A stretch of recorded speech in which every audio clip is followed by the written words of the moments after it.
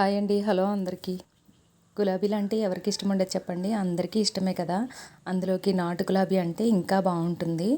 And ముళ్ళు ఉంటాయని చెప్పి ఎవరు పెంచుకోరు కానీ మంచి పరిమళాన్ని ఇస్తూ ఎంతో అందంగా ఉంటాయి కదా!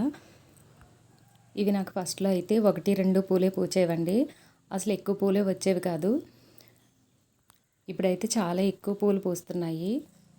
ఇలా పువ్వులు ఎక్కువ రావడానికి నేను ఏం చేశానంటే, ఉదయాన్నే మనం బీట్రూట్, క్యారెట్ జ్యూస్ చేసుకుంటాం కదా!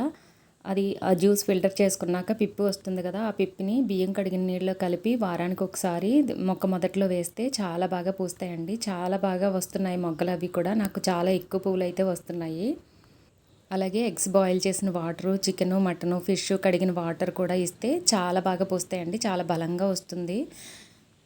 ఇంకోటి ఏంటంటే పువ్వులు పూచిన తర్వాత ఆ పువ్వులు కాస్త వాడిపోయిన తర్వాత కొమ్మలతో పాటు కట్ చేసేస్తే ఎక్కువ కొమ్మలు వచ్చి ఎక్కువ మొగ్గలు రావడానికి అవకాశం ఉంటుంది. మెయిన్గా మనం ఇవ్వాల్సింది ఏంటంటే బీట్రూట్, క్యారెట్ పిప్పు ఉంటుంది కదా! ఆ పిప్పు బియ్యం కడిగిన నీళ్ళలో కలిపి వేస్తే పువ్వులు చక్కగా పూస్తున్నాయండి. మీరు ఒకసారి ట్రై చేసి చూడండి.